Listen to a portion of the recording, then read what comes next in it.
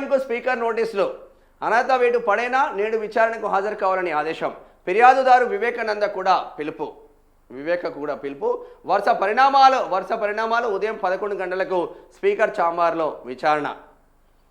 ఇక పార్టీ మార్పుపై వివేక సమర్పించనున్న ఫోటోలు, వీడియోలు, ఆధారాలు కూడా ఉంటాయి. ప్రధాన అస్త్రాలు. ఇక డిఫెన్స్లో కడియం శ్రీఆర్ ఇచ్చే వివరణ ఏమిటనే దానిపై సర్వత్రా ఆసక్తి. అసలు నేను పార్టీ మారలేదు అంటాడు ఆయన. ఇగో ఇదే పార్టీ మారిన ఫోటో, మేమే చూపిస్తున్నాం ఇక్కడ. అప్పట్లో ఇన్ఛార్జ్ ఆమె, పార్టీ మారిన ఫోటో ఇది.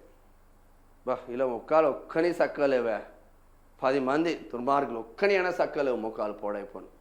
ఒక్కడు చదువుకున్నాడు కూడా పెద్ద లేడు.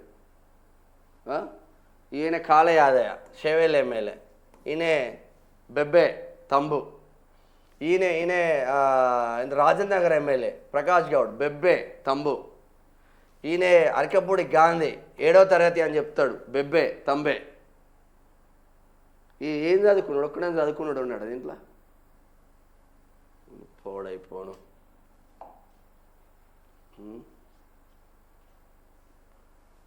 ఏ ఉత్కంఠ ఇట్లా చేస్తారు, అతికథం పట్టిస్తారు. ఎందుకు ఉత్కంఠ? రాష్ట్రంలో మున్సిపల్ ఎన్నికలు సమీపిస్తున్న వేళ ఫిరాయింపు ఎమ్మెల్యేల భవితవ్యంపై స్పీకర్ తీసుకునే నిర్ణయం రాజకీయ సమీకరణాలను మార్చే అవకాశం ఉంది. ఒకవేళ విచారణలో ఫిరాయింపు రుజువైతే కడియం సభ్యత్వంపై ఎలాంటి నిర్ణయం తీసుకుంటారనే ఇప్పుడు $1 మిలియన్ ప్రశ్న.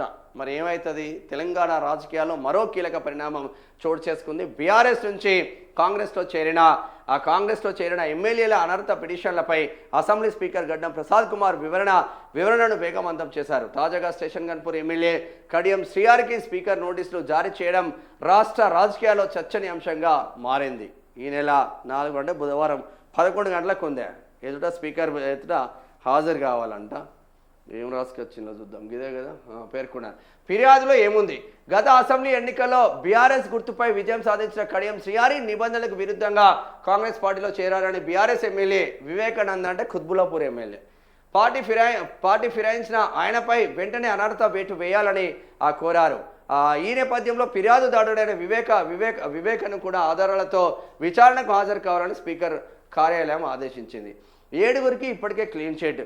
పార్టీ ఫిరాయింపులపై మొత్తం 10 మంది ఎమ్మెల్యేలపైన ఫిర్యాదులు అందగా ఇప్పటికే 7గురు ఎమ్మెల్యేల విషయంలో స్పీకర్ కీలక నిర్ణయం తీసుకున్న సంగతి తెలిసిందే. వారు ఇంకా బీఆర్ఎస్లోనే ఉన్నారని, పార్టీ మారలేదని స్పీకర్ వారికి క్లీన్ చిట్ ఇచ్చారు. కళ్ళుండి చూడలేని స్పీకర్.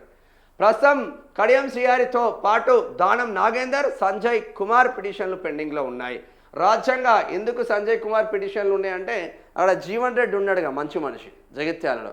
ఆ జీవన్ రెడ్డిగా మరి ఏం పొగ పెడతాడో అని ఆ పిటిషన్ పెండింగ్లో పెట్టిండు లాస్ట్ వరకు అట్లనే.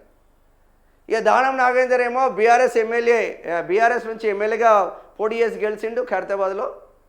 బీఆర్ఎస్ ఎమ్మెల్యే పదవి ఉండగా కాంగ్రెస్లో ఎవడు అసలు కార్యకర్తలే లేరన్నట్టు సికింద్రాబాద్ పార్లమెంట్ పరిధిలా అసలు కాంగ్రెస్లో లీడర్లే లేనట్టు వాడిని కాంగ్రెస్లో తీసుకొని ఎంపీ, సికింద్రాబాద్ ఎంపీకి కాంగ్రెస్ బీఫామ్ మీద కండువా మీద పోటీ చేయించింది.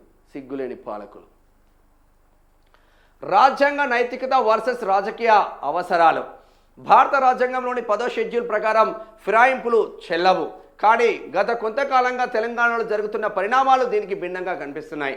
ఇప్పటికే 10 మంది ఎమ్మెల్యేలపై ఫిర్యాదులు అందగా 7గురికి క్లీన్ చిట్ లభించడం ఆశ్చర్యకరం. వారు పార్టీ మారలేదు, బీఆర్ఎస్లో ఉన్నారు అనే స్పీకర్ తీర్పు సాంకేతికంగా వారిని రక్షించినప్పటికీ ప్రజల్లో ఉన్న అభిప్రాయం మాత్రం భిన్నంగా ఉంది. ఇప్పుడు కడియం శ్రీఆర్ విషయంలోనూ అదే తరహా లీగల్ డిఫెన్స్ పనిచేస్తుందా లేక అనర్హత వేటు తప్పదా అన్నది ఆసక్తికరంగా మారింది. కడియం శ్రీఆర్ ముందున్న సవాల్ ఏంది? పూర్తి స్థాయిలో ఇచ్చినమే. ఇంత పెద్ద వార్త ఇంత నీట్గా ఏ పేపర్ రాయాలి, అసలు ఏం జరుగుతుంది, ఏం జరగబోతుంది, ఏం జరగాలి పూర్తి స్థాయిలో ఇచ్చినాం.